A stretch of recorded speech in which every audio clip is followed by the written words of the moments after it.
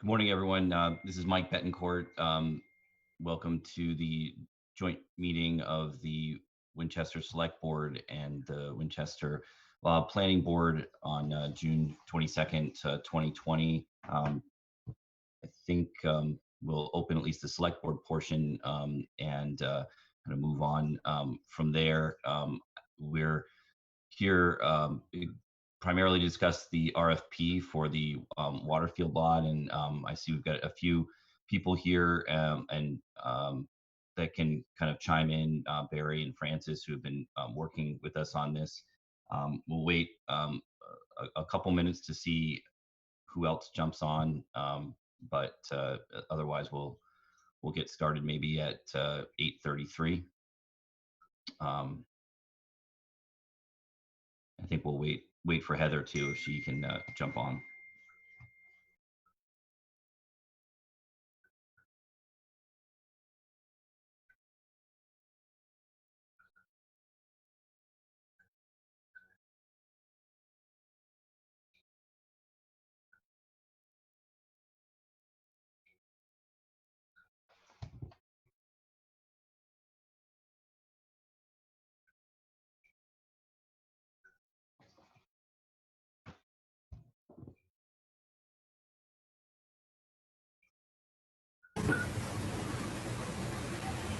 Hey, Mike, this is.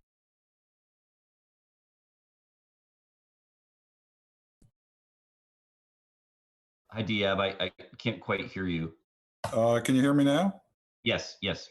I don't see the little red record button on. Is this being recorded, or is my screen just not showing it?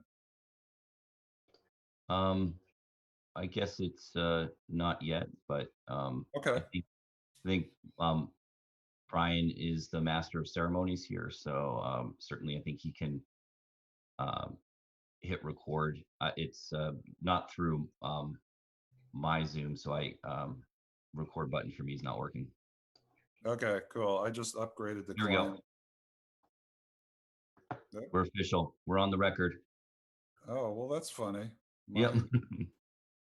Okay, now I see it. Yeah, I got the new client for my machine and everything was different. So great. So I think we'll get going then. It looks like or I don't know who else is on. We don't have a quorum yet. It looks like we just have Diab and Maureen at the moment. Okay. We'll wait. Yeah.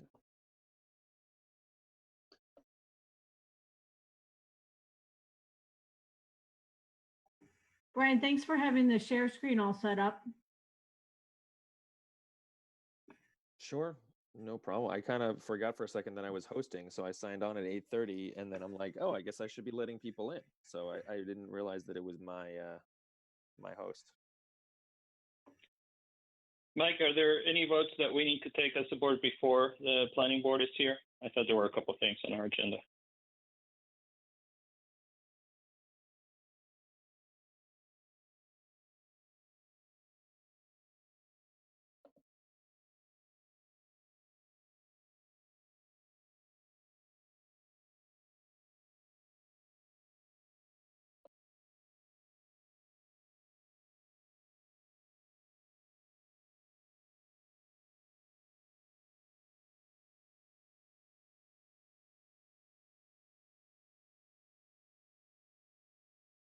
While we're waiting, I'll just take this opportunity to say good morning to everybody and thank you to everyone who's participating in this joint meeting. Good morning. And yes, I'm glad to see that Brian has this, all the visuals up. That's very helpful. Maureen or Diab, I'm assuming you guys expect Heather Von Mering to be joining? Yes, I spoke with her Saturday, and we actually met for the first time in person outside our polling space. So I think she was planning on coming. Do we know if Lisa will be showing up this morning? I don't expect her to, but okay.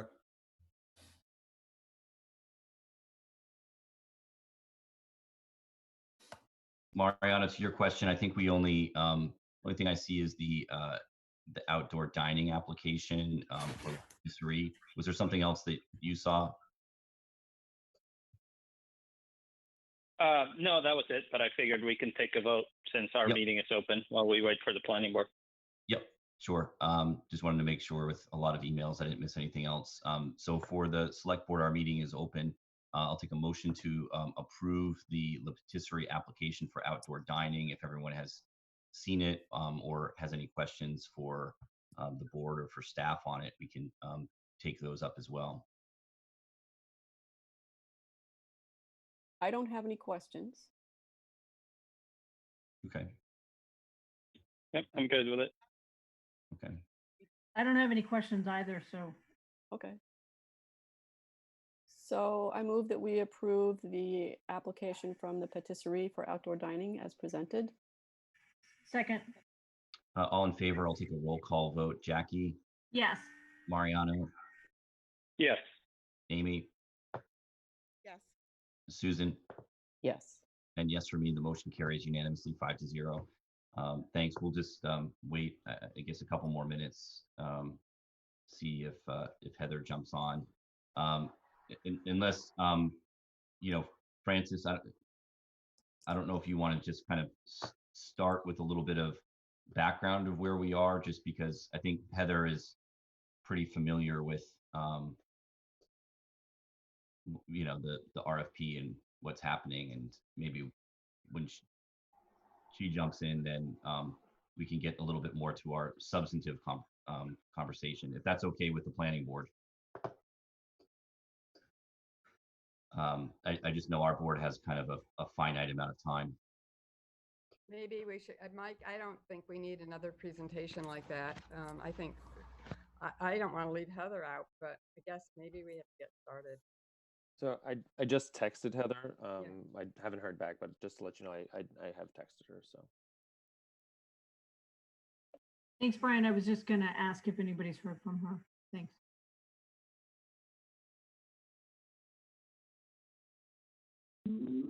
Or let Hi, me- can you hear me okay? We can, but I think we really don't need much of a presentation. We've all read the documents. I think we understand where we are. I'm fine waiting. I'm fine starting. I am here all day. So just let me know what you will want to do. Thanks for.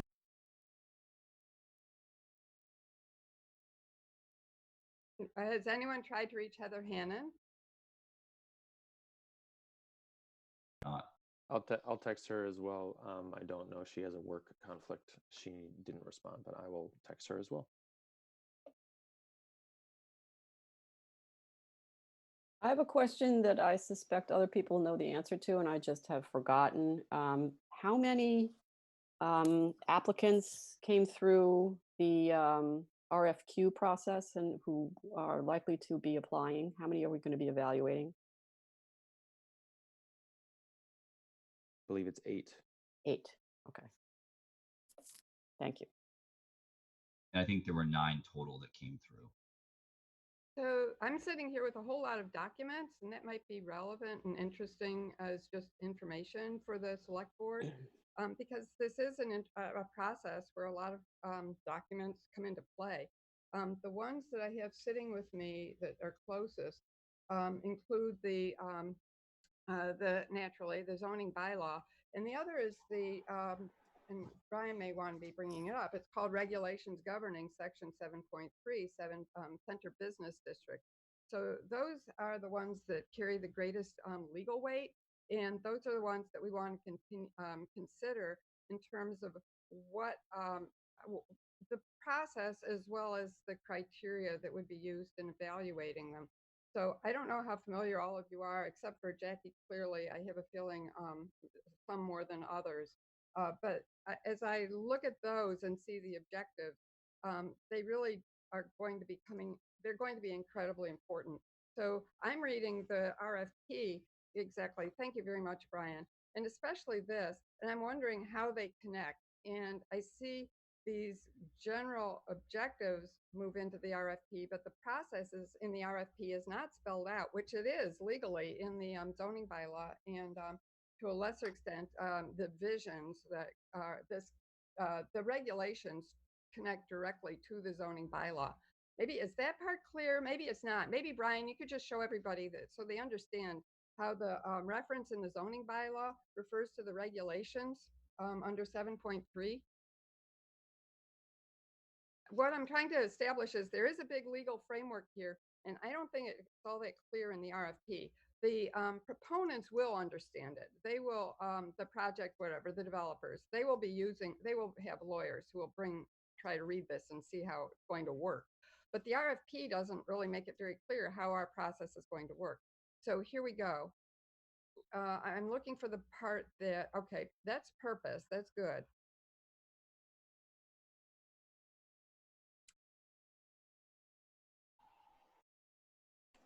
And I'm looking for the part, I'm sorry, I'm struggling with all the documents I've got print right now, that describes the reference to the rules. There we go. So it's, Brian, you could be doing this better than I, but you're helping me. So it's the 7.3.8, pursuant to, okay, the planning board shall adopt rules relative to implement this section 7.3, may include existing building design standards, new construction design standards, submission requirements, and fees. So these two documents work together. And what we're going to be trying to do is see what the objectives are and what the rules are that support the zoning bylaw. So maybe I should stop there. Those are my two big documents, but then I also do have the master plan. And the other thing that I think is really relevant to the planning board, where we've been spending basically every meeting since January at least with development teams for two projects in the CBD. And what we've been getting does not conform to these regulations. So what you write and what the developers submit can be pretty far apart. And I think that's one of our concerns, that we recognize this disconnect, and we're concerned that we want to try to bring that, since this is a town project, we want to bring a project in that actually has more, it aligns more closely with what's already been envisioned through our zoning and through these regulations.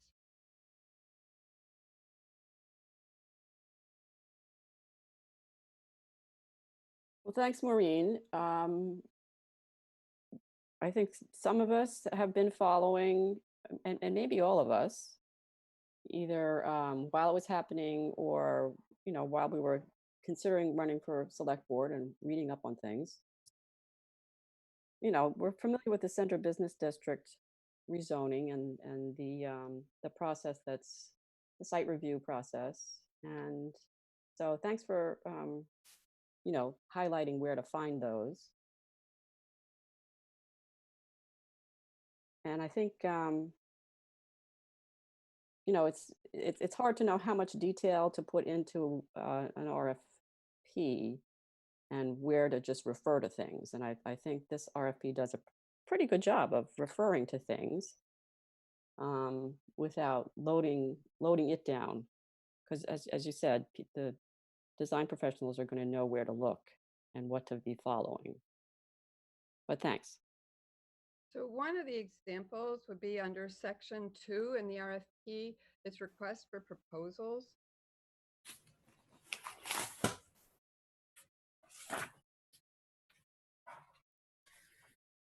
And in the selection process, if you, Susan, say you understand, I'm delighted and it's good. But I think one of the odd parts here is the select board, with the assistance of town staff, will review and evaluate all proposals.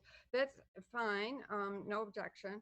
But as it goes further down, it's really not clear at all, because it's nowhere present, that if this turns out to need a special permit, which is almost certain, and if this comes in as a special permit project, which is anticipated in the RFP, that nowhere is the planning board called out. And yet what we found with the past how many months since January that we're really, we've gone through multiple meetings with these applicants, and we're still struggling to get them in line in their projects with what's in the zoning and what's in the regulations. They've just come in with buildings that seem total, there's a pretty major disconnect. So we're not even present in the RFP, and yet we're going to have a pretty substantial role, and I think that should be called out. So the RFP serves the developers. It also serves the boards as a kind of it just lays out a process so we're all understanding where we come in and how we come in, and that we come in at an opportune time. And to my mind, we're not present in the way that I think we should be in order for us not to have, I'm going to get it right out there, they have another Winning Farm. The town owned the property at Winning Farm, and then it was handed over to the planning board, and the neighbors organized, the neighbors appealed. It was really a debacle, and it went on for years. So I think the concept here is we really ought to understand who's doing what when. And the earlier the planning board is brought into the process, which we are, and I'm definitely give tons of credit to Mike and the rest of you for coming together as we are. But we really need to be called out here, or at least stated if it's going to be a special permit process, and we need to be involved early on. Wouldn't you be involved in the special permit process, whether we call it out or not, Maureen? Well, no, if you're doing your selection process, the way I read this, the select board with assistance of town staff will review and evaluate all the proposals. Let's see, I have to read the whole thing. Evaluation will be based on information provided their submission. Can you see? We're just not there. But I have a legal concern. If the special permit granting authority is also involved in the selection of the proposals, isn't that a conflict of interest? I don't think that we saw so we think that the staff really is going to, and Brian, you can correct me on this one, or Francis, is going to make the kind of first round of scoring, and then we move forward with 3 of the applicants, and then get some more substantive feedback from relevant boards and commissions from there. So I think that your concern about it, the liability is a real one. If at the very beginning we start making decisions that are not tethered to the RFP and what's outlined there. So Yeah. I don't know. Mike, I thought you were saying, this is sort of an aside. I want to get back to Maureen's point, which was a larger one. But in our last meeting, I thought we were talking about how there wouldn't be a winnowing by staff, that there would be their input, what's favorable, what's not favorable with a proposal, but not a winnowing. But we can talk about that another time. But in any event, to Maureen's point, I believe, and obviously she can articulate this better than I can, that certainly wouldn't want a developer to think there was some sort of waiver of the planning board's role. And I would also note, in addition to the bylaws, there's also extensive regulations in the Central Business District.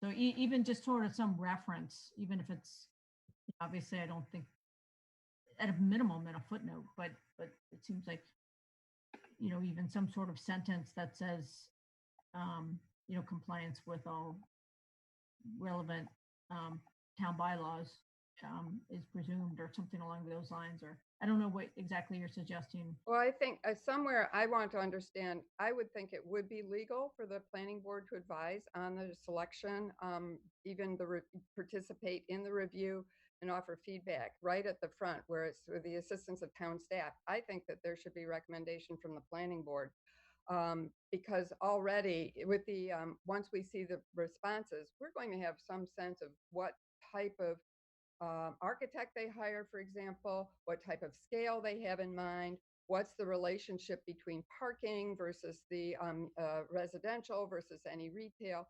We'll have a lot of information, and I believe the planning board and the town, frankly, because in the end, the planning board's where the action is, that everybody involved would be well served to understand where and when we come in. And if this is a legal question, right now, we certainly should be resolving it before the RFP goes out. I would understand that my impression would be that the planning board certainly could make a recommendation at this stage. But if not there, it should be called out somewhere explicitly when the planning board comes into this process. Hi, Maureen. This is Frances, and I do think that Brian and Barry and me will look over the legality of it, but the notion is, especially with RFPs, and Brian, correct me if I'm wrong, but the evaluation criteria holds legal weight too. So I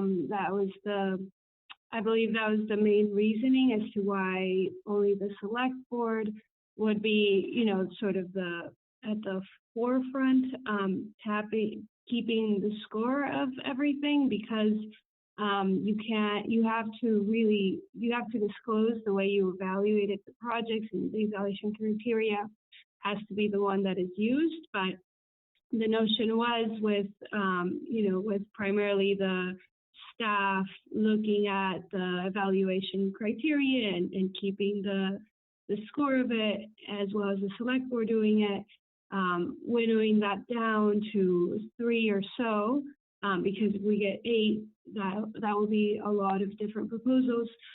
And then we can be clearly in specifying which boards and committees will then provide advice and recommendations for the top, we can say even top 4 proposals that are submitted, and that was how the RFQ process went through.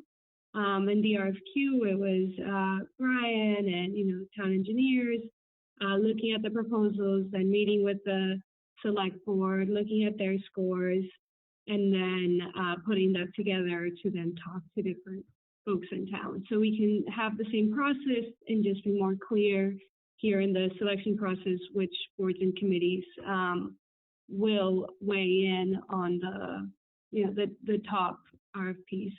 So Frances, where would you propose placing the planning board you've got this, this document really well. Where, and do you see the advisory board, the main one would be planning board, because if we're going to be special permit granting authority, you wanna, I won't speak to you, Frances. I will speak for the town. The town of Winchester will be much better served if it's a really clear process now, not where we're all kind of saying, well, it's sort of like we'll be asking you like when. So where do you want to put the planning board, and where do you want to put, to me, design review committee adds a lot of weight, and the other one would be the historical commission. Oh, and it's not just a representative. I want to see the entire boards, all members of each of these boards involved, not the old one representative. So where in this process, and maybe one more I should add, because this was the real, I think, ultimately the real weakness of the Winning Farm project, the abutters, I would say it's legal abutters, because they're the ones under statute always get noticed and invited to hearings. Where do the abutters also come into play? Yeah, so we already had a meeting with abutters. Unfortunately, not many of them showed up, and I'm sure there are many reasons for that. So we will definitely keep abutters as well as the greater town involved. I think the public insight will be more helpful once we have a series of top 4 developers that can then come and present their proposals and whatnot. And Barry and Brian, I'd love to hear what your thoughts are as to when the planning board should come in, and making that very clear in the document. Barry, Sure. why don't you go ahead? Yeah, I'll jump in for a second. I was going to suggest in the town's redevelopment objectives for the site section, where we talk about the mixed income housing, sustainability and mitigation and design considerations, we did add a sentence at the end there about the, just up below the pictures actually, about the town hiring an external design consultant. So I think we could add some additional language in there about the other boards and committees that would be involved in the review of these proposals after there has been a selection. So I'm concerned that you're heading in the right direction in that you're saying where this can go. But if you're handing over something that's already done to a permit granting authority, that's not a very good sequence. But that's the standard sequence, Maureen. I'm a little I'm not confused. convinced of that. Why are you Well, saying that? I mean, I'm a little concerned that we're, the select board has the ultimate authority because they are in control. No, of the no, no. project. Town meeting does actually. Well, okay, I understand that, but in terms of town meeting has the ultimate authority in terms of when the select board presents the final selection. But the select board has the authority to winnow it down. And in the past, historically, I don't see what, if we look at when the ZBA has been involved, if we're talking about special permit granting authorities, let's look at historically. The ZBA doesn't get involved until a permit has actually been applied for. And I am concerned that we are mixing up various phases. And I don't know that we would like the planning board and the DRC and every other board to weigh in on each of the 8 proposals. That will be really unwieldy. So I do believe the planning board has an important role in here. I think that the role starts as the SPGA. It starts when we have proposals or people who are actually going to produce final proposals, and then they come before the board like we've seen in the CBD recently. And Diab also, I mean, let's not forget that the planning board has been central in moving forward the RFQ and the RFP process. So this isn't a surprise. I mean, we have narrowed it down to 8 developers, and we hope they're going to respond to the RFP. We don't know that they will. I think that there's the potential for us to scare away people if the process looks a little bit too crazy. I mean, it's a small town and it's a small development community, and the board has heard concerns about what's been going on in Converse Place and what's been going on in Main Street. Developers, their goal is to develop, and I feel like our RFP is extremely prescriptive, and we want developers to respond. We want it to be, affordable housing is very clearly what our goal is here, and it has been. So we absolutely 100% will need to hear from the planning board and have your expertise in moving forward and making the kind of final selection. But I don't know what more we can do except whittle down the process to maybe where there's only one person that responds and we kill the whole project. I mean, that's what happens with these things. And frankly, I mean, I think that's what happened the first go around several years ago.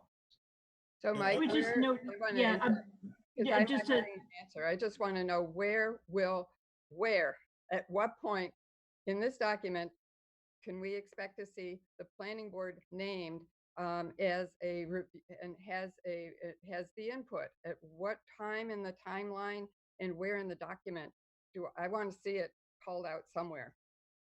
Yeah, I'm kind of with you, Maureen, about let's keep this simple. And if site plan review is an element of zoning. No, we're talking about special permit, Susan, which is different. Okay, but if that's, what is that under? Zoning, right?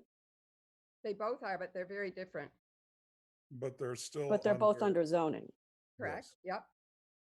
So maybe we just, and this is another question, which is related. If we could hear a little bit more about the legality or the legal context or role of this RFP. I think we have to disclose to a reasonable, developer what is involved. And maybe we could just talk about in a little more detail what the zoning entails, what the review levels are within zoning. So they're prepared if they are chosen. I think I'm going to add on to help you, Susan. I see where you're going with it. This is Heather. And my apologies for being late. I had an emergency at work this morning. But let's, to add to that, in the RFP, it does not state anywhere that there are design guidelines relating to our zoning, Mhm. as far as I can see. So it doesn't note the zoning, that also there's a secondary document for the design guidelines, which, so in the design considerations, that should be in there, in the RFP, which is then also goes to then the 5 on page 12, the zoning and permitting.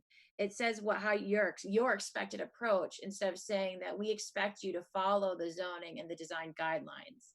And that the planning board is a special permit granting authority. What I think my concern is, and Maureen might be trying to get there, is there's a chance that as we're doing right now with the pre-application meetings, which we've completed for Converse and Main Street, is that if you don't take our feedback at this point, there's a chance you could choose something that will not meet that zoning, and then we're in a different place.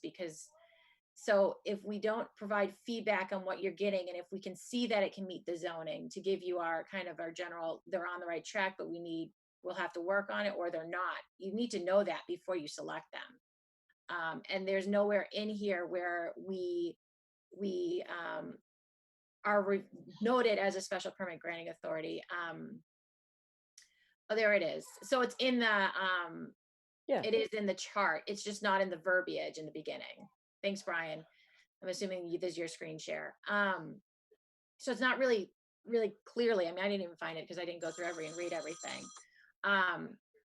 in terms of everything. So it just needs to be more clearly laid out that the zoning and the design guidelines are part of this, and that the planning board, I don't know how you want to do it, because my concern is we're going to end up in a place where we're going to end up with a developer who can't meet that, and it's not going to go through town meeting if it doesn't meet that. It's just the bottom line of the political component of this, and I want this to go through and be successful, and the best way to do that is to make it very clear that that's where the scale comes in, that's where the design comes in, and there's my concern. And I think it just needs to be much more clearly laid out that is a high thing. Politically, I don't know how the select board could get it through town meeting otherwise. But that's also why I wanted to meet with the select board, because the process of how to get this from here all the way to town meeting is it's a tough process, and it's something that both of our boards have to be on board with and have to get through together. And whether you make the decision and you keep it in your realm, I'm okay with that. I just want to make sure that we know what the ramifications are if we go outside of the zoning.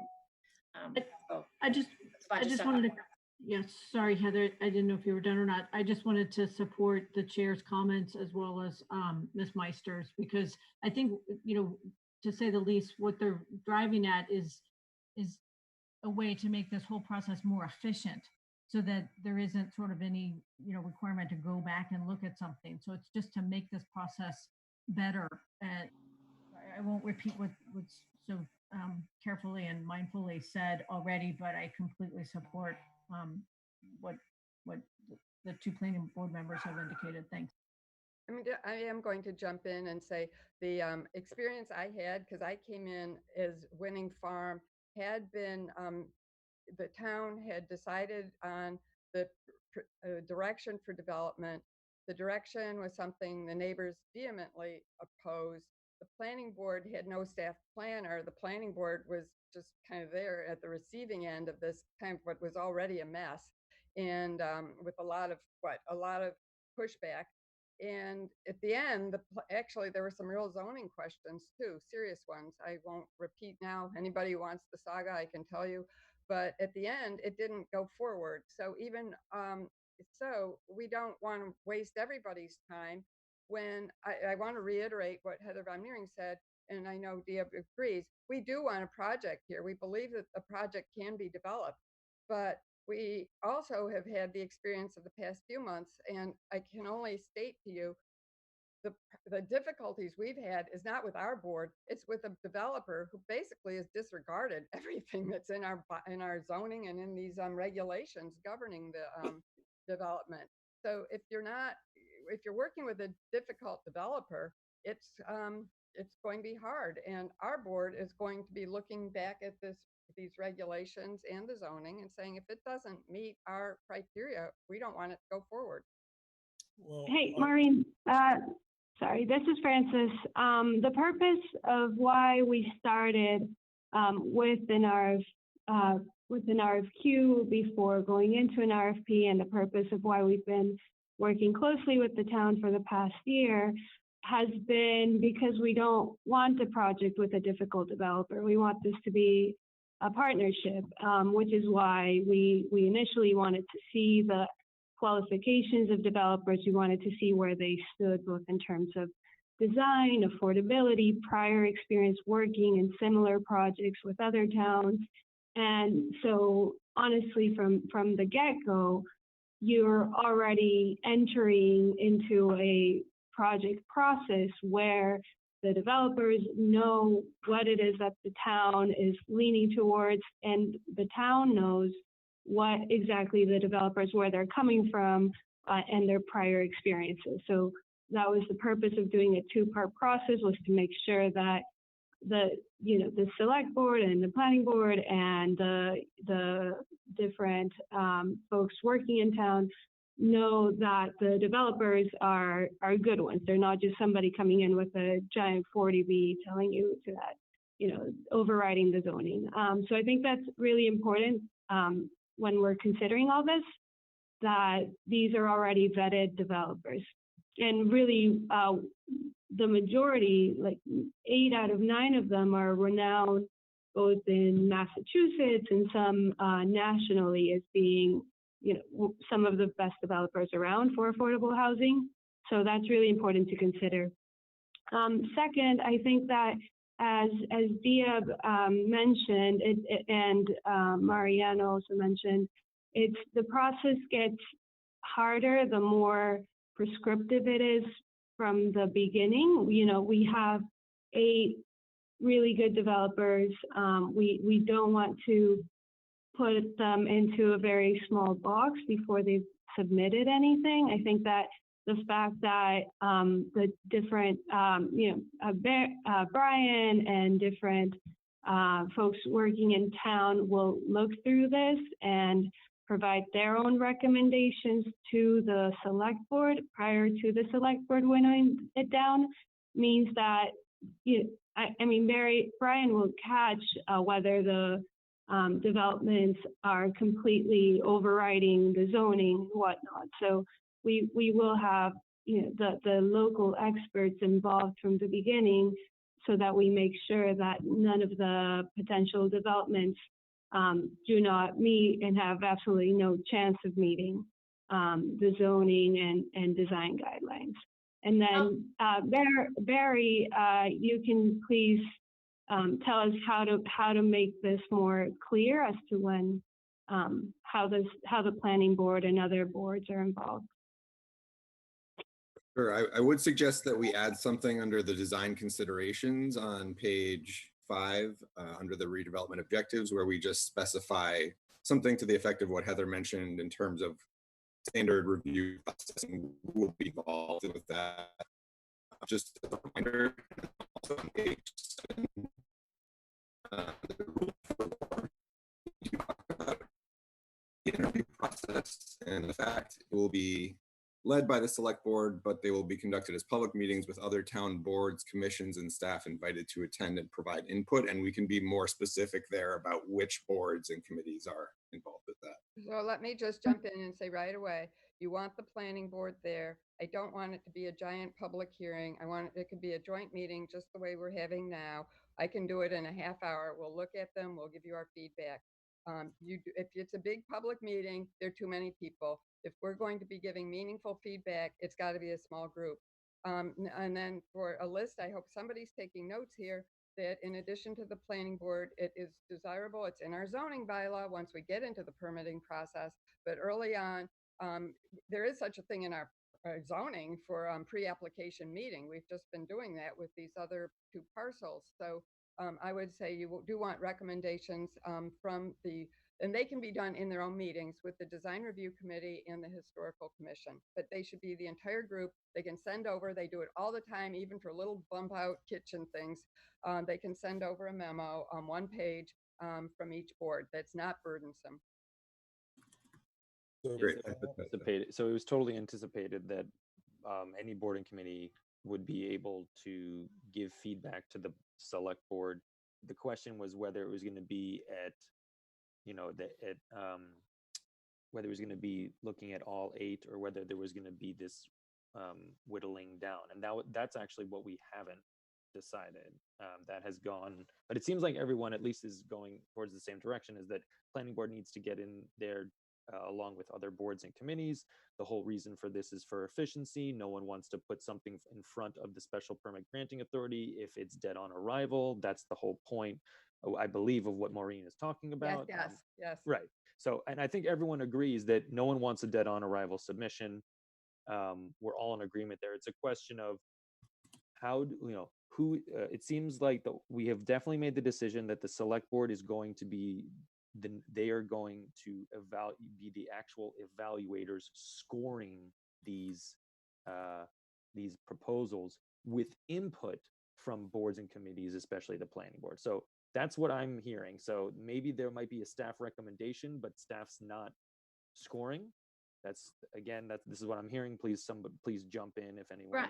Brian, I'm going to just ask you a quick question. So the chart that you showed me about the highly advantage and not advantage, you showed everyone just now, there is an advantage. It's giving them points for not complying with the design guidelines.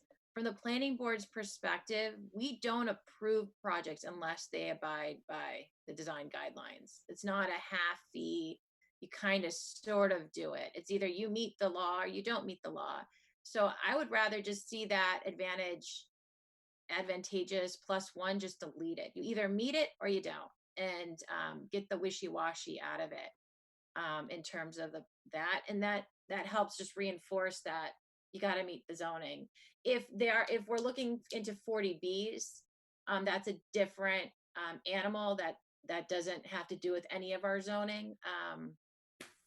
But if that's the goal, then there's no halfy that would give you points. It's either you do it or you don't, and go from there.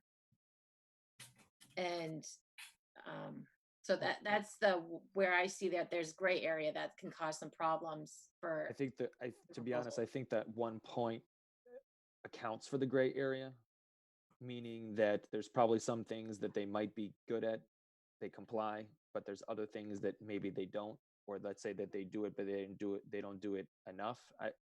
So then are you saying that the planning board, after it would come in and then help support them, get them to the place where they need it? Okay, so that should be a little bit more clear then. Because these are the criteria that will then get you, the 3 or 4 developers, and then, you can have the greater conversations before selecting one about how to get their project to an even, better degree in order to be able to go through the whole actual zoning and permitting. I want to chime in real quick because I got the list of things and my brain can't keep them all in. One of the things that we always talk about on the planning board is pulling in people and talking to them so that we can help them move towards compliance with the zoning. So that's one point. The other point is that at the outset, this whole process was to try to get people to think out of the box in terms of what could possibly go there. And I fear that if we limit things too much in the RFP, we're going to drive away some of that out of the box thinking, when we know that eventually when we get down to those 3 selectees, that we will be working with them in order to bring them into complete compliance with the zoning. So we know we're going to be working with them. So why are we going to, at the front end, limit the designs or limit the imagination of people when we know we're going to be helping them funnel in? So I'm a little concerned about putting restrictions at the front end. I also wanted to say that one of the concerns was that they might not understand how do we integrate the design criteria into this document. We already have one of the appendices is the zoning bylaw, which talks about design criteria. We could also put in an appendix the entire of the actual design criteria that Dennis Carlone came up independently of the zoning bylaw, or I should say in conjunction with it. So that document could be in there. And last thing on my list is that I have actually found the developers of the CBD, the 2 CBD projects that are going on right now. I have found them to be very responsive to the planning board's concerns. So I don't have the same view of that process perhaps as Maureen has. So I don't consider them difficult developers. So I think there's a nuance in there in terms of how we deal with developers. But I'm really concerned that we're going to be putting in too much into the RFQ and we're going to be limiting what we're going to get out at the back end. Yeah, I think that's the concern, Diab, and I agree from what I've seen with the developers on Main Street and Converse Place. I mean, they've been, working with Dennis Carlone. There's been a lot of response and a lot of changes. I don't, and I think that to the level that they've been adjusting based on what the town has been asking, I mean, it's significant. I mean, I don't see that other places, and maybe I'm not involved in as many projects, but we used the Right Lock Farm process as a general guideline for what works. I don't want to just be tethered to the Winning Farm project that was a disaster, 20 plus years ago. I think we've been moving towards something that developers can respond to, and the town can work with them to tweak if we find something that works within our framework. Is their score going to be 100? We don't expect it. We expect that it's going to be, we're going to find the right developer that is willing to work with us, and that means work with the planning board. I mean, work within your recommendations as well. So we realize your expertise is invaluable to us, and we just want to make sure that that's applied. So I don't think it's anybody's intention to discourage applicants. I think it's simply to make sure, that they appreciate this process and that, all applicable bylaws and regulations and design guidelines apply. And I think what's been suggested is fairly reasonable. It's not rewriting this. It's just, adding and clarifying in a couple locations, and then we kind of see where hopefully this takes us in great places. But this is as everyone on this call is aware, this is a signature site in town, and it's right across the street from the common. Everyone will see it multiple times a day. It's obviously important to the town, and the process, so far has yielded, as has been noted, good interest.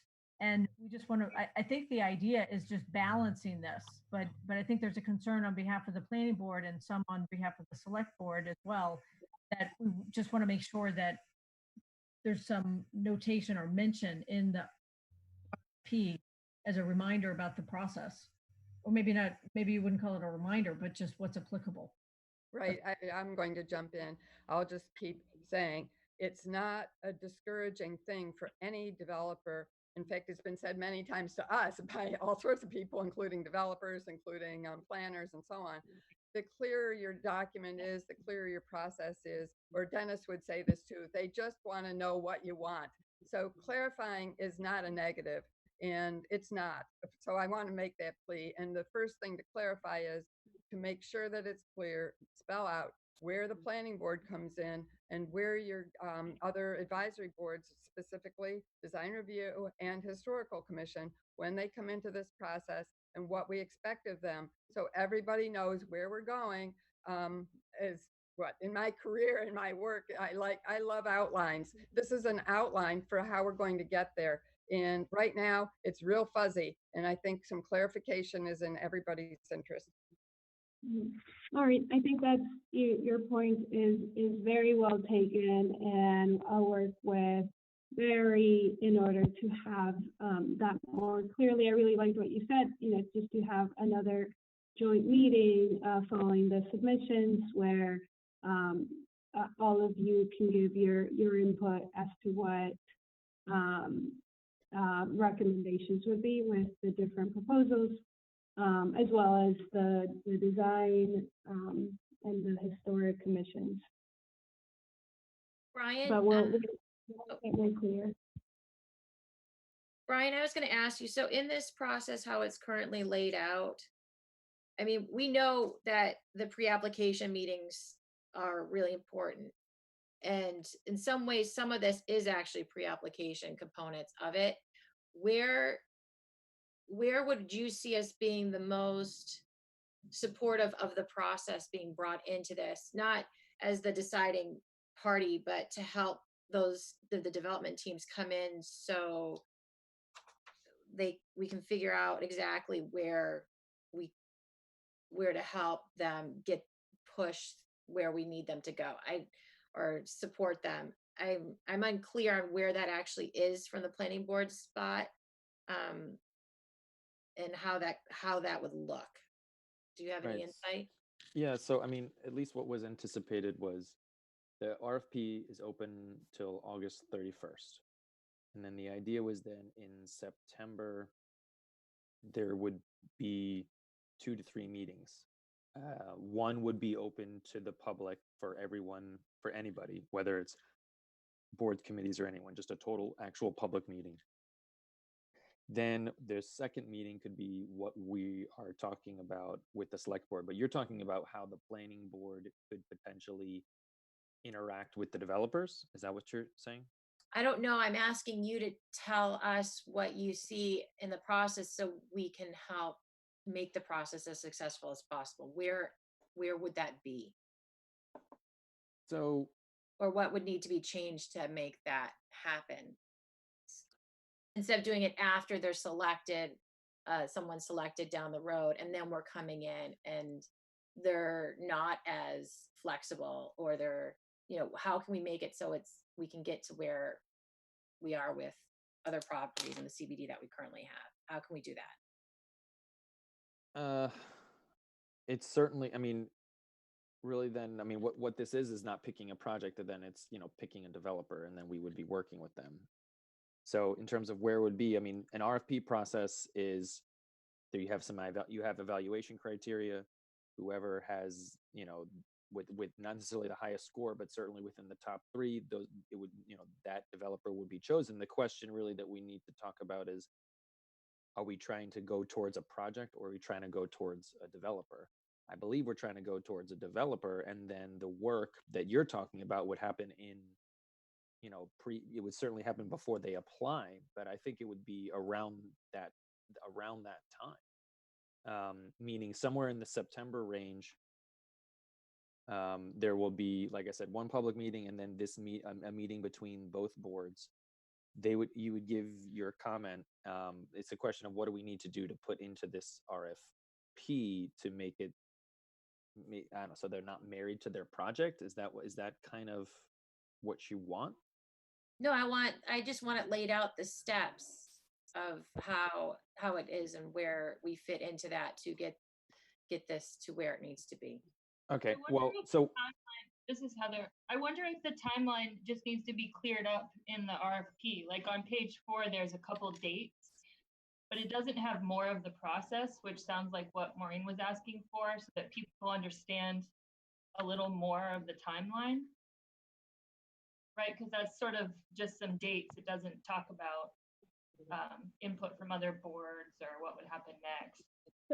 So we can definitely add there, after the RFP responses are due, we'll have, it's hard to say a specific date, but we can say September, public meeting, because when we did the RFQ, Lisa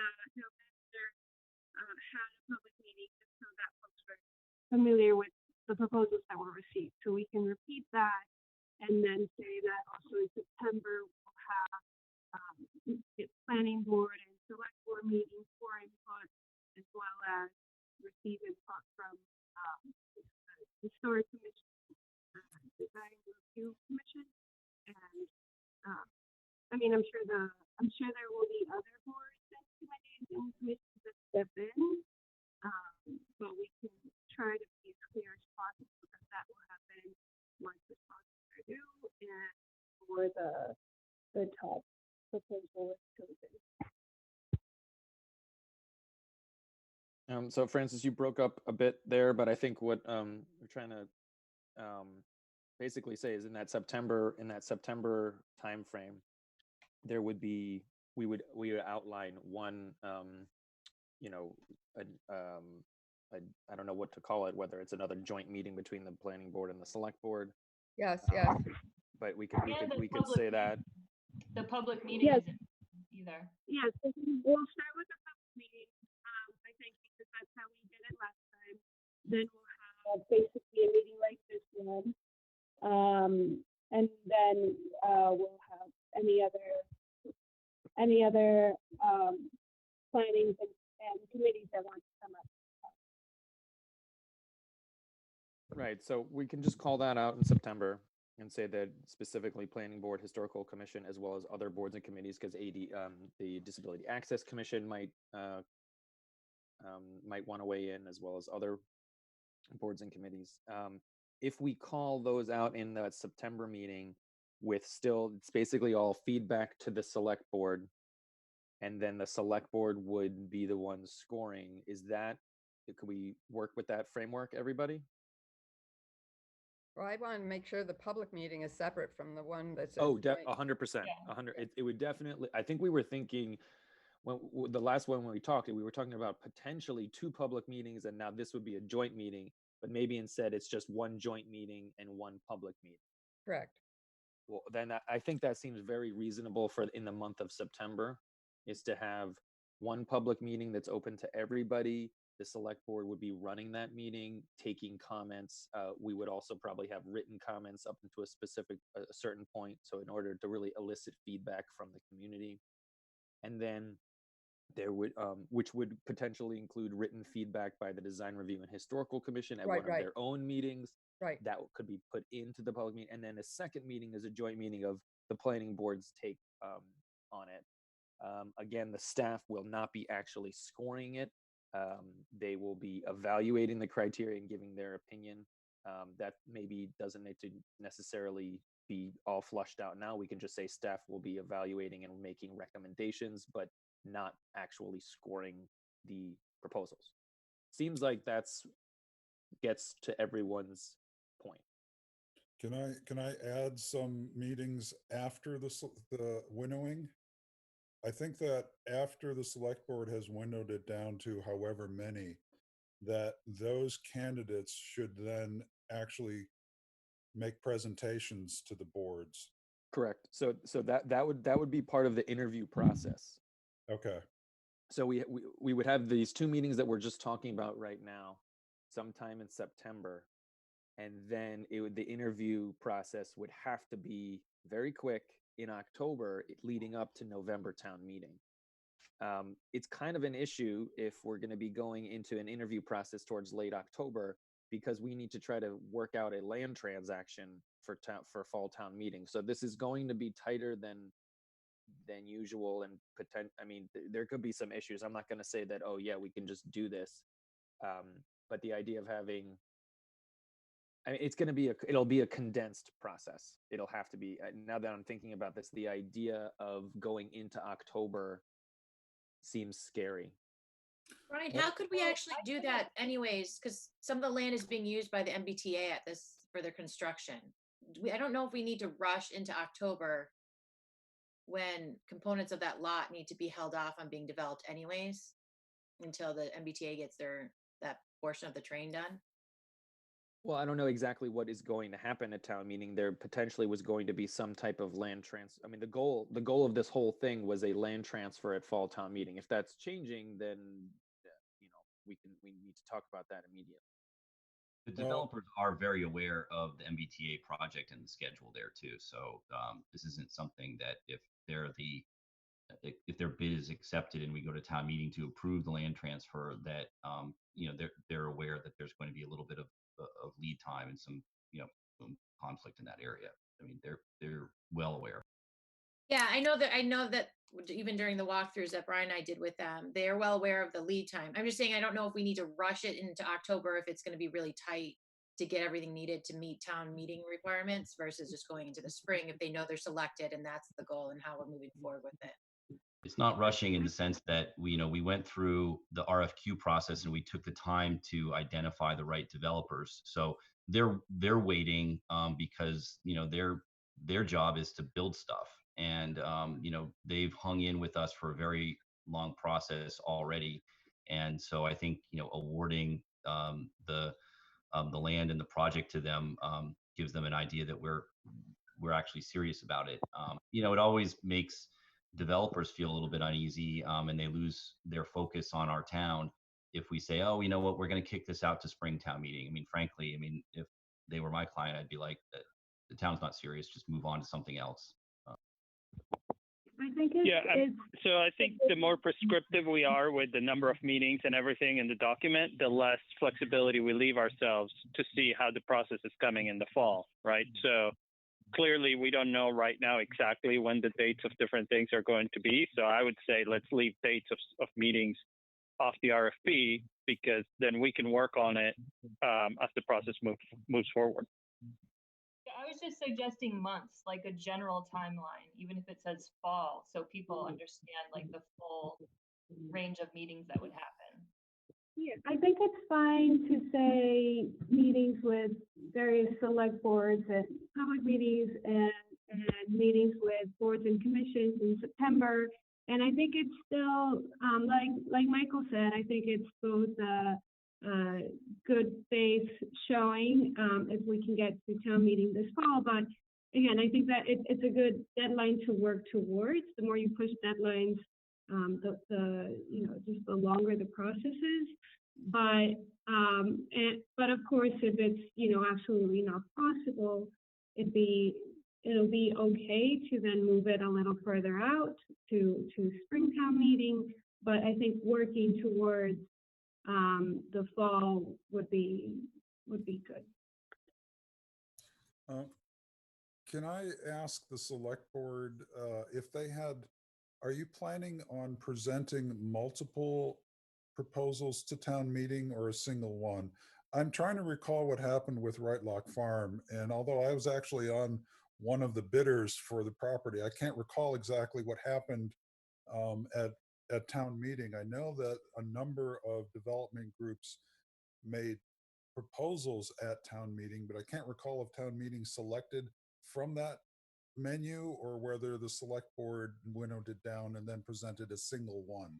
We presented a single one. Diab, it may be a little bit fuzzy because one of the developers was also a resident and kind of showed up on his own after our recommendation to try to sell his projects. But as far as the warrant article and what was before town meeting, it was what had been recommended and down to a single recommendation. So that was my recollection of it as well. So we moved forward the Right Lock Conservancy's proposal after the process. No, I'm talking about the original one, when we had 4 or 5 different developers, and I was part of the Trust for Public Land. So this is way in the back when we had Taurus and Abbott Engler and a whole bunch of them. I know that there were multiple presentations made to town meeting from each of the developers, because I actually was part of I made one of those presentations. So I know there was a lot more interaction with town meeting way in the beginning on that. That's like 20 years ago now, or however long ago it was. Yeah, I think that we developed this process out of that one, being difficult. Frankly, I mean, that's a kind way of putting it. But maybe that's doing my the bigger best. point, that when the projects are difficult, it's because we're building. When we're preserving land, that's just a whole different animal. So it's what we're talking about now is going to be pretty. It's going to be challenging politically. Well, all the Right to Lock Farm proposals were development projects as well. I mean, so it was only one we received that was preservation, and we have none of the RFQs, none of the respondents to it were preservation. Well, I it did want made to it through. jump in at this meeting and say that without a doubt, the largest question in any development project is height. And this has left it wide open. And that's been again, we've got the very recent experience of 2 projects in the CBD. And I realize it does say scale, but already at the one public hearing that Deob and I attended, there was this floating around of 60 feet. So I do think that that's something we ought to be aware of, that didn't fly with our other 2 parcels. Well, I think it's up to the developers to make an argument if they want height. And you know, if they can't come up with the design that works, then we just tell them it won't work. I mean, I think all the developers are very aware of what's going on with the Converse Place project. It's so they know that there are certainly elements, or I should say, you know, people in town who are concerned about height, and they understand what's going on. So if they come up with something that is tall, then they really have to show us why that's advantageous. It's their risk. Yeah, and I think that as we were saying before, we don't want to be as we've already laid the evaluation criteria to award more points the more you developers respond to both the design and affordability guidelines. You know, affordability has the largest weight, the heaviest weight, but after that, there's more than 4, I think 5 different evaluation points that have to do with design, and those are almost as heavily weighted. So I think that I would really recommend against being more prescriptive than that at this time, because this is, you know, you're already narrowing down not just what developers can show you, but also the affordability. Affordability, it's really tough financially to make projects work the more restrictions you place on them, especially this early on. So I would really advise against furthering the design guidelines right now, in addition to everything we've already laid out. Brian, do you put something in your weekly update about the number of points for design versus affordability? Do you recall those numbers? Yeah, so the you get a 4x multiplier for affordable housing. So I think everything is worth 3 points. So the most amount of points you can get for getting for affordable housing, I believe, is 12 points. But with all the other points that are available related to design, I believe it ends up instead of 4x, it ends up becoming 14x. Let me see if I can find that. It was a slide. It was actually not in the RFP, Barry. I think it was actually in the slides. Let me see if I can find that real quick. Okay. Yeah, Just give me a second. After Brian, he did the analysis of how many points are available for design versus affordability. It almost seems like we're not rating affordability enough on this one. Well, that's what they do, so I'm not worried about that.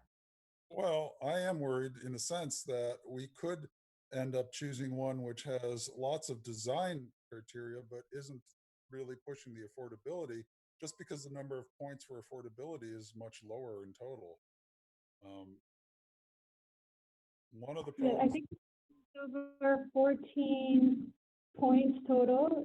You could say from design. Again, affordability is the top, and Maureen, you are right. I mean, 7 out of 8 of these developers are affordable housing developers. So I think because we did a really great RFQ process, we've already selected, you know, the folks that we would like to have there, and they do specialize in affordable housing. But I think that as it is right now, and this has been through numerous iterations, because there were folks that were very concerned about affordability and other folks that were very concerned about design, as you know, as is of course very understandable and needed, and that's why we wanted to have different people weigh in through the RFP process. But I think right now, because we have the developers that we do, and because we're awarding the different points, I think I'd like to cautiously say it's a good balance right now between the affordability and design. So one other thing I wanted to, it's sort of in there, but I did want to raise, because it's not a small point. Actually, even this morning, before we began our formal meeting, you were mentioning La Patisserie. The small retail and small businesses do use some of that parking. And I think it does say something about parking proposal, sufficient parking for building residents, and addresses the loss of public parking. That's number 5. I don't know. It's in there, but at the end of the day, we really are going to have to figure out what amount of parking we want in this project.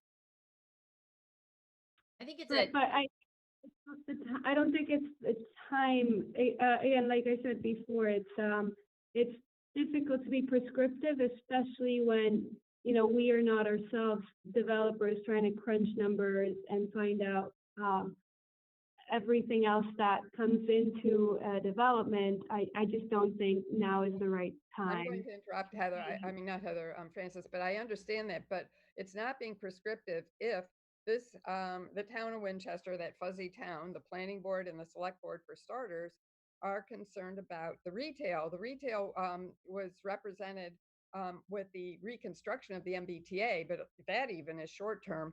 But we hear from the chamber, we hear from representatives of those particular retail businesses about how fragile they are, and they do need some parking.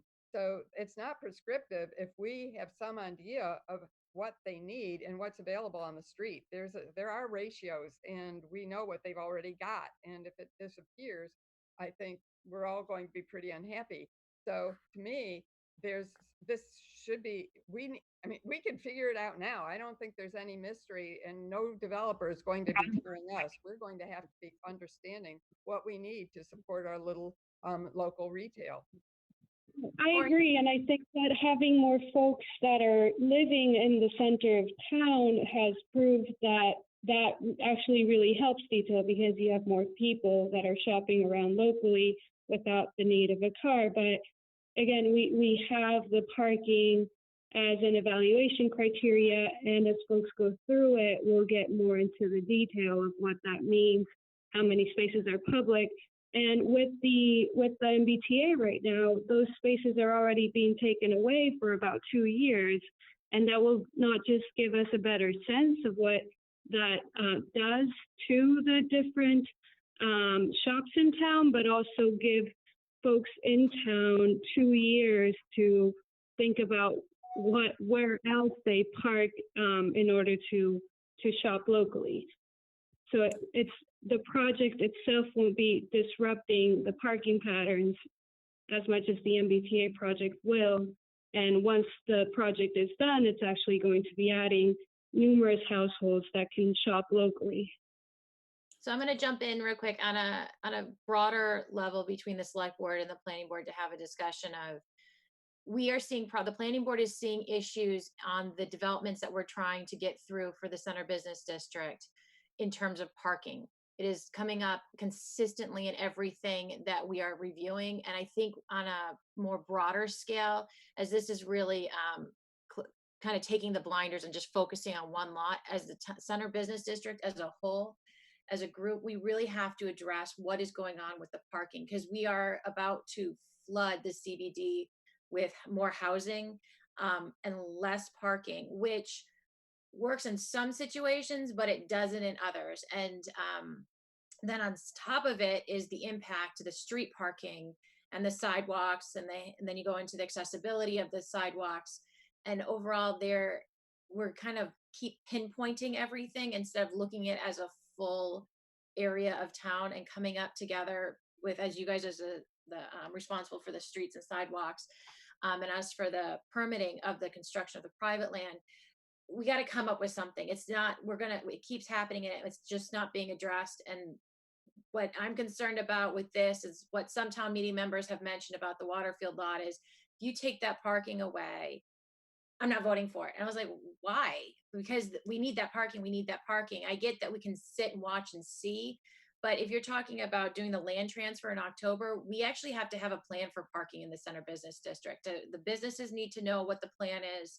All the private developers who are trying to develop their private lands outside of this lot need to know. The planning board needs to know. So I'm actually hoping that the two, like, we can figure out a solution of how to work through this and come up with a plan, whatever that may be, to be very clear to explain what the plan is in parking, what the plan is with all the cars, what are we doing in the floodplains, and come up with that, because it's constantly coming up at us and we haven't solved it, and we don't have enough information from the select board on what that plan is.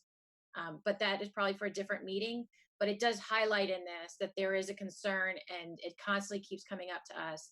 And I'm not sure that the RFP, we can leave it flexible, but I think it might, there may be some people coming in at town meeting questioning the parking, and how are we going to do that? How are we going to support these businesses when we're already packed? And now if we are looking also at, further closing down streets outside of COVID, considering doing that as well, that also has impact.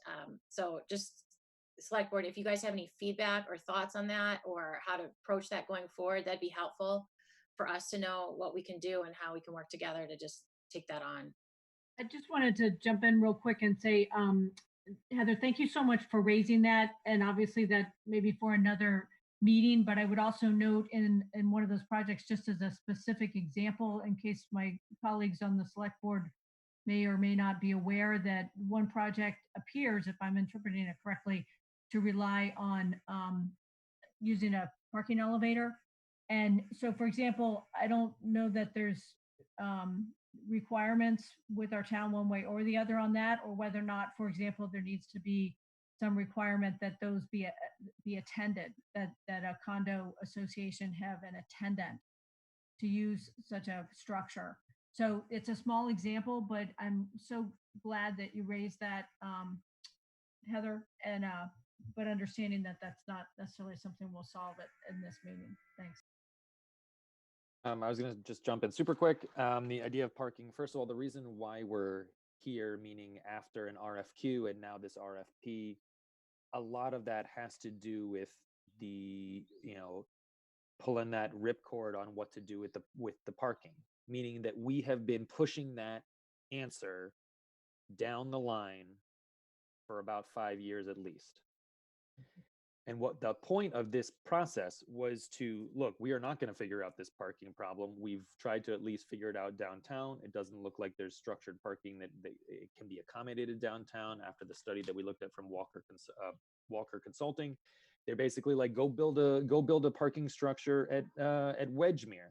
So the idea was that we would go through this process and see what the developers come up with. If it doesn't jive or if it doesn't work for a town, we will certainly know that.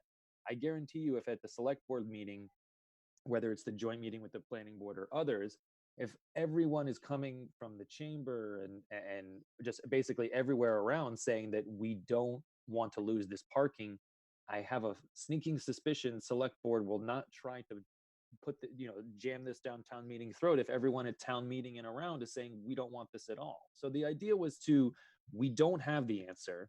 Let's see what they come up with and see if this shakes out. Well, I understand that approach, Brian, but I think that one of the problems is that we are now putting undue responsibility on developers of individual projects, as Heather pointed out, to solve a problem which is really much larger than their particular plot of land. And we've had multiple people, or we've had, people buying up empty, gas stations to put parking on. We have a fundamental problem across all of the CBD for parking. And just saying that each individual developer has to now solve that problem, it's a fragmented approach, and it's not fair to the developers. We have to clean up our mess. So I understand where you're coming from, but I just don't see how they're going to be able to help if we don't have a blueprint. I mean, the way that they would help is they're saying they're going to provide X amount of parking for their residents and they're going to keep X amount of parking public, or they're going to keep zero public. I mean, they're going to come up with something. If the answer is that we want 25 spaces of public parking and that's what we need, or But we don't know that we need 25 that spaces. that's kind of the point, is that we've gone through what we can go through in terms of exercise, in terms of what we want. The idea is that there are many competing interests for that lot in terms Oh, of I understand, but right. unless the town has to say, how does the town say we need 25 spaces? We've had, as you pointed out, we had a number of design proposals for structured parking around downtown, and we still don't know how much we need. So asking a developer to say, hey, here's 25 spaces, how do we know that's the right amount? So I'm concerned that the developer will say something and we will have no way of evaluating whether that is a realistic proposal, because we have no criteria to determine whether it's realistic. Hi, this is different, but have you all ever, I thought you had a parking and traffic plan for downtown. If you don't, I would strongly consider doing one, because it's true what Dia was saying. It's not a development by development thing. It's the town figuring out what the need is and making a plan and implementing it that responds to that. So we do have a downtown management plan.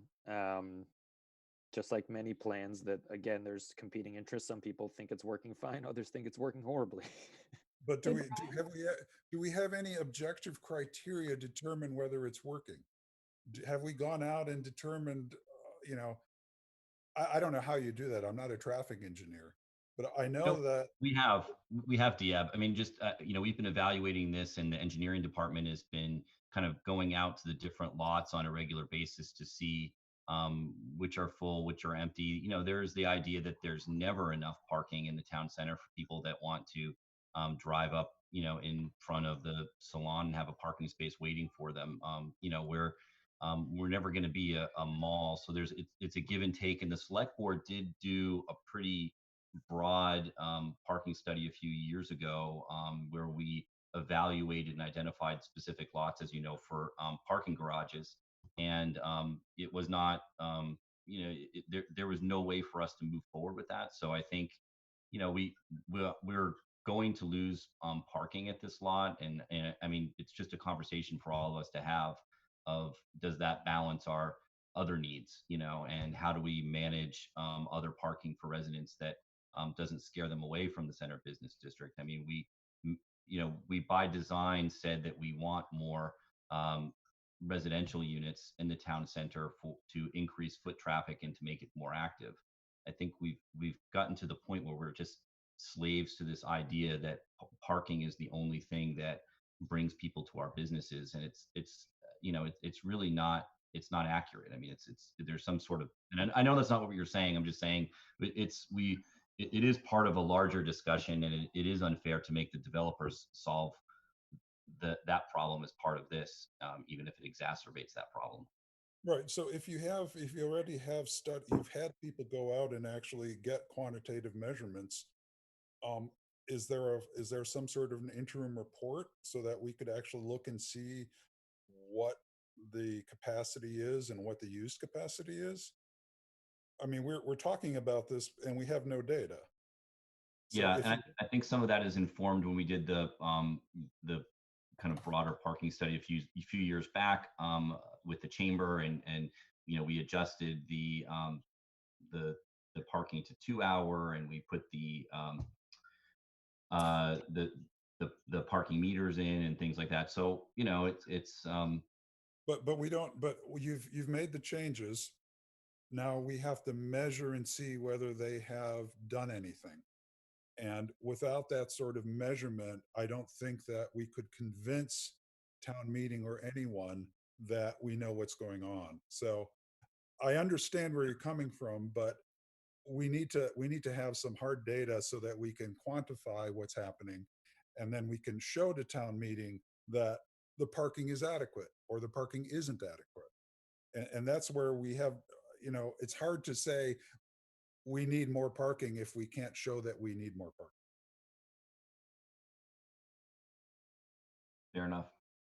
It also will help us too. If we need to adjust the zoning for parking, we will have a better idea of how to do that. I think right now, the parking study was prior to a lot of the housing that we see coming in through the CBD. So if we can look at what the anticipated housing that we are about to get into the center business district, and then incorporate all that and see if we need to make changes into the zoning requirements for parking, that'll give us information. It's just coordinating the two boards together to figure out that information so we know what we need to do on our side and how we can talk about it with residents too, because usually we're like, well, you need to go to the select board on that, because and we don't know. And maybe it's just updating the data and figuring it out from there.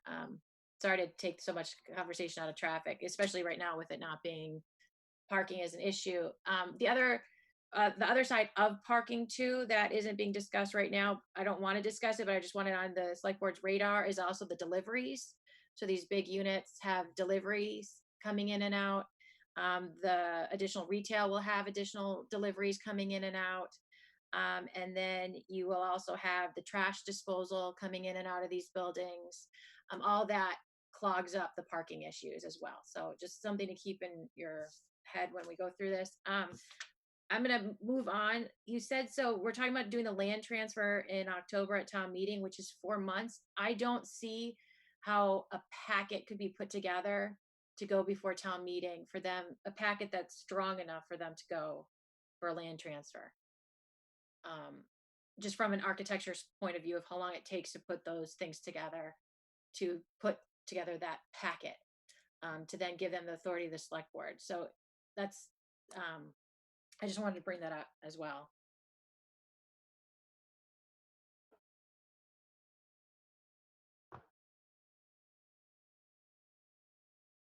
Yeah, well, I mean, we're gonna, move forward, towards November town meeting as much as we can. I mean, it's, I,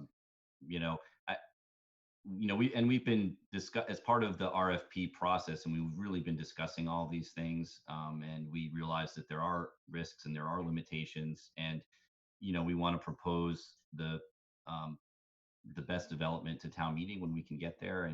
But when you just pile up all of the issues with the proposal, we just get to a point of paralysis, and we need to move forward with something. I mean, it exists the way that it is, and it's underperforming because it is a difficult lot, and it's a waste for the town to have that location just be surface parking for some people. So I think that's what we'll wait. I think we certainly will spend a lot of time over the next several months on parking implementation and evaluating what it's, we'll have to look back at some of our prior numbers, because right now, obviously, parking use, it looks different than it normally would. But yeah, I mean, I think we're going to factor in all that. And if we select a developer and they can't move forward to fall town meeting and say, let's wait either for a special town meeting or for the town meeting in the spring, well, that's up to them. We just don't want to get in the way of it. Thanks, Mike. Yeah, thanks, Heather. So I think that we're kind of closing here around 10. Brian, I don't know if you want to follow up with the planning board and town hall staff and see where to go from here. We envision kind of moving forward with the RFP. Yeah, so I mean, we had anticipated that we would be advertising and moving forward. We ended up having to go a week later so that this would actually be up and out on July 1st, a little over a week from now. So that's the earliest date that we can start accepting it based upon putting it on the central register. So we would put it in the central register this Wednesday, I believe, and then it would go in the following Thursday, I believe. So that, or whatever July 1st is. But that, as of now, that is the earliest date that it's going to get released, and that's the date we are moving towards. If otherwise, that would be the last question, I guess, for the select board. I don't believe a vote needs to be taken, but we are moving forward with a July 1st release date. With obviously with the edits that we talked about today. Okay, that's what I was going to ask. Sorry about that. Sorry about that. Yeah. What? Oh yeah, what we're are we just gonna gonna do? let's just disregard this whole.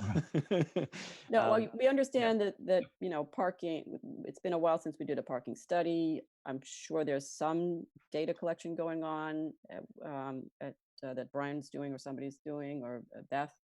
But yes, we do need to revisit that, but not right now, because I think we understand that this is a parcel of land that contains parking, and so parking is part of the whole design process for whatever's, what we're talking about with this RFP. So we can certainly have more answers Yeah. prior to the question and answer period for developers.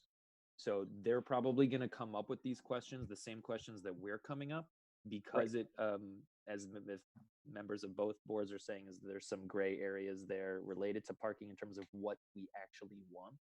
So hopefully before that question and answer, we could have maybe whether it's discussions between chairs or we can do something there. Okay.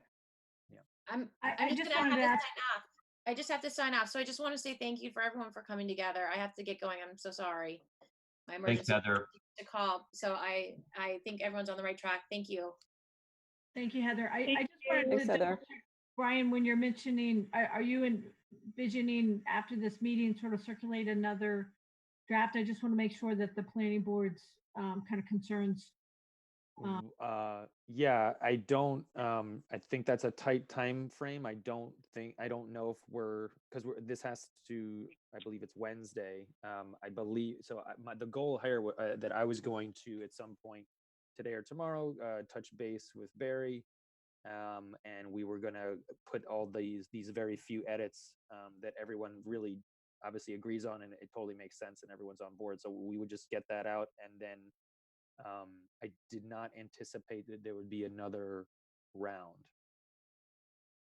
Well, I just wanted to make sure that this discussion is manifested in whatever the current version is. I think Definitely that imperative. Yep. has made, I think the planning board has made, important comments along those lines. So if it's something that you're sort of editing during this meeting or can just circulate, by the end of the day or something, I think that would be, respectful to the many comments that have been made. And Brian, if you could just loop Jackie in directly on that for the board. I mean, it's really her expertise that will benefit us. I mean, I feel confident where we are, but I don't have the planning background that Jackie does, and so I think it makes sense. I mean, I just know that I don't want it to look like Boston City Hall with the world headquarters for Hooters at the ground level.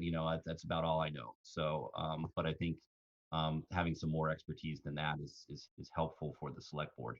Yeah, that's a good base, but yeah. It's a pretty low bar. Yeah. And I want you to look it over. I just want to make sure that those from the planning board also have that opportunity, and then kind of circle back with you maybe tomorrow or something, assuming everything will be, consistent with this discussion, but just to have that opportunity. Thank you. Yep, sounds good. So we'll close up the select board. We have one quick vote to take on the Swanton Street proposal as well. Sorry, I forgot that one at the outset.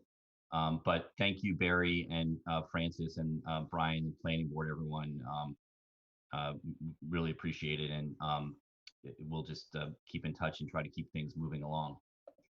Yes, thank you everyone so much, and we'll definitely come through with more joint meetings. I think they're really important. Thank you. Thank you, Francis.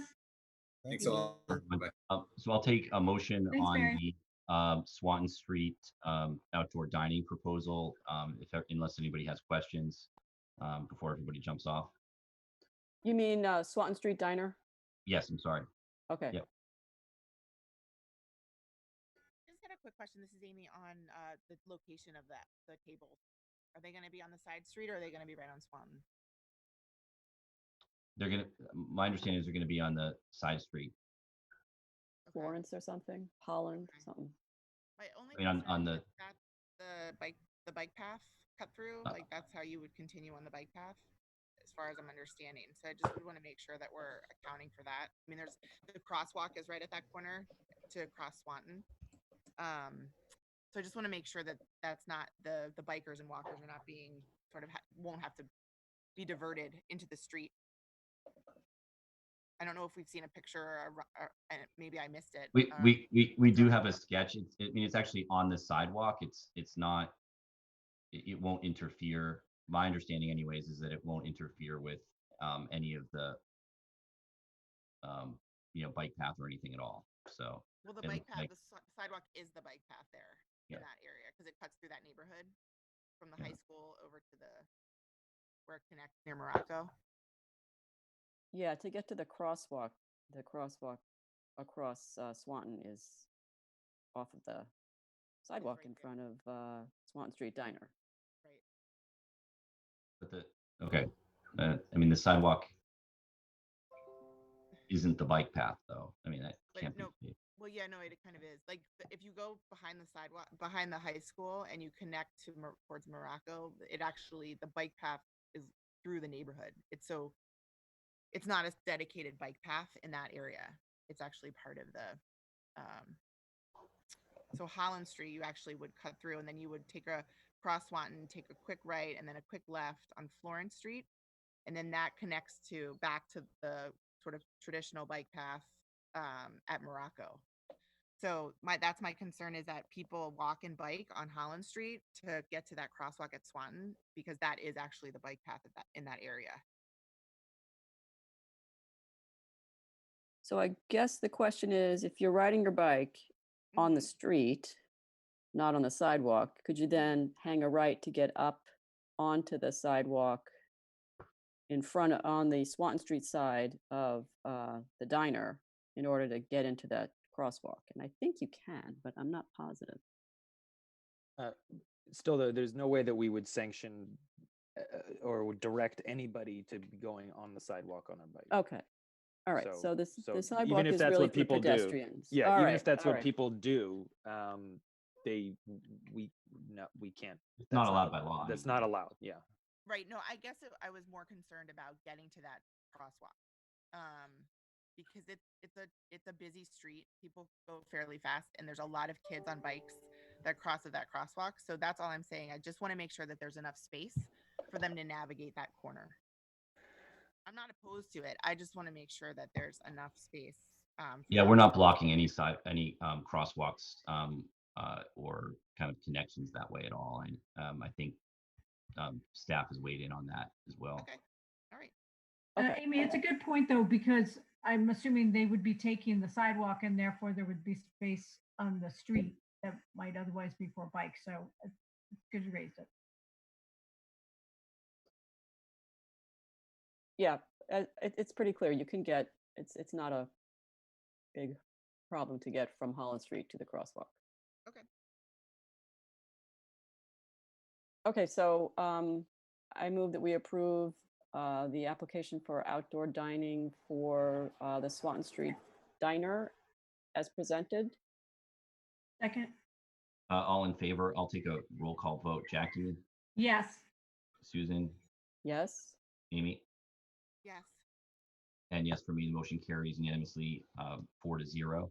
Are there any other questions or any agenda items that the board wants to see coming up, or anything else that we missed? Thank you for organizing today's meeting, by the way. Yeah, thank you, Jackie, for the idea. I think it was really, really helpful. Yeah, there's no other way to do this, so No. that's good. It's good. Big- It's good to big all topic. be on the same page. So we'll take a motion to adjourn. So moved. Second, All in favor? Jackie, yes. Susan, Yes. Amy, Yes. and yes for me. The motion carries unanimously, 4-0. Thank you again for getting together for another meeting in our supposedly this was our week off. It's good to hear everyone's voices and see you, and we'll talk soon. Thank Thanks, you. Mike. Hi, Thanks. Yep, Thanks, good meeting, everybody. everyone. Talk Thanks. to everyone. Have a good week, everybody. Thank you, Brian.